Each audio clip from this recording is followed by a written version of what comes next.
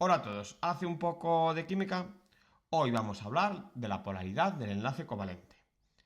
Y para ello lo primero que vamos a hacer es definir el concepto de electronegatividad, que es una propiedad periódica que nos habla de la tendencia que tiene un átomo a ganar, a robar electrones. Como es una propiedad periódica, vamos a ver cómo varía según el sistema periódico. Esta propiedad va a depender del tamaño atómico. Por lo tanto, lo primero que vamos a hacer es recordar cómo variaba el tamaño atómico en el sistema periódico. En un grupo aumenta al bajar, mientras que en un periodo disminuye hacia la derecha.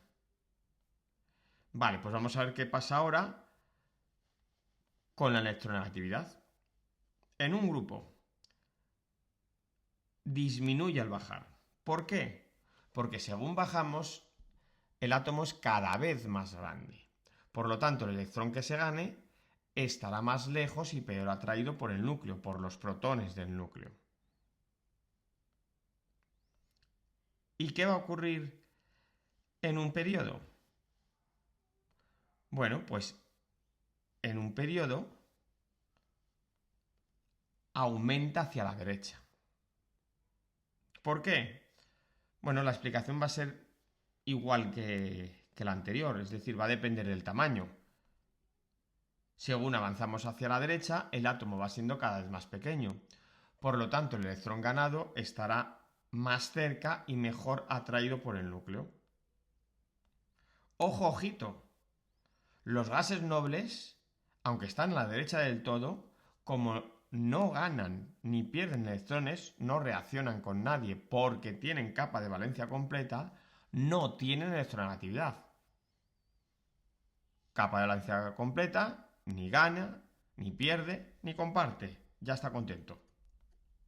Bien, ahora hablemos de la polaridad. Cuando dos átomos se unen con el enlace covalente, el par de electrones compartido estará más desplazado hacia el átomo más electronegativo. A ver, es lógico. Si la electronegatividad es la tendencia a atraer, a ganar electrones, si entre los dos átomos uno tiene más electronegatividad que el otro, este átomo, digamos que va a atraer hacia él mejor el par de electrones compartido.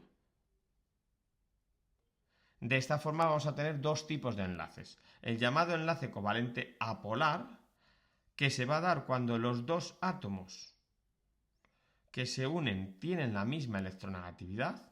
Por lo tanto, no va a haber un átomo que tienda a atraer con más fuerza los electrones compartidos, sino que se quedarán a mitad camino, se quedarán exactamente entre medias de los dos átomos, como ocurre por ejemplo en la molécula del gas cloro.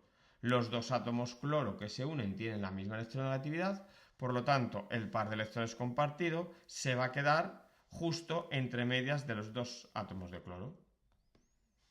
Y también existen enlaces covalentes polares.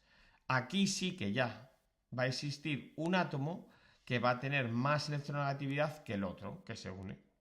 Por lo tanto, va a haber un átomo que tiene más tendencia a ganar electrones. Por lo tanto, el par de electrones compartido estará más cerca, estará más atraído por el átomo más electronegativo. De esta forma va a existir una zona en esa molécula que va a tener un exceso, un pequeño exceso de carga negativa, un pequeño exceso de electrones. Va a ser el átomo electronegativo, porque tiene un piquitín más cerca los electrones compartidos. En la otra parte de la molécula, es decir, el átomo menos electronegativo, va a quedarse con una pequeña carga positiva, con un pequeño exceso de carga positiva. ¿Por qué? Porque va a tener un poquito más lejos el par de electrones compartidos, como si casi los pierde. Ejemplo, la molécula de HCl, de ácido clorhídrico, cloruro de hidrógeno. El cloro tiene más electronegatividad que el hidrógeno, por lo tanto el par de electrones compartido entre el cloro y el hidrógeno está más cerca del cloro.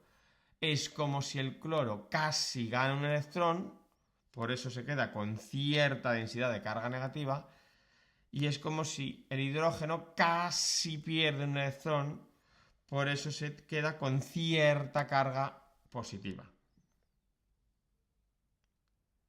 Cuanto mayor sea la diferencia de electronegatividad entre los dos átomos que forman el enlace será más polar.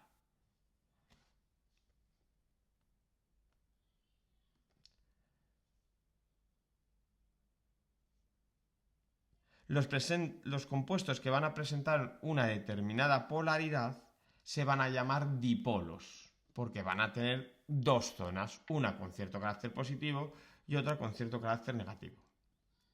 Y algo muy importante, hay que saber distinguir entre lo que es polaridad de enlace y polaridad de la molécula. Una molécula puede estar formada por enlaces polares, pero la molécula en su conjunto total será una molécula apolar. ¿Cómo puede ocurrir esto? Vamos a explicarlo con un ejemplo. El dióxido de carbono, CO2, su estructura de Lewis sería así. El oxígeno, grupo 16, tiene 6 electrones de valencia y el carbono, grupo 14, tiene 4 electrones de valencia. A la hora de unirse, cada oxígeno comparte 2 electrones con el carbono, es decir, se van a compartir 2 pares de electrones. De esta manera, cada oxígeno tiene sus 6 electrones más los 2 que le deja el carbono, 8. Y el carbono tiene sus 4 electrones más los 2 que deja un oxígeno y los 2 que deja el otro oxígeno, 8 electrones.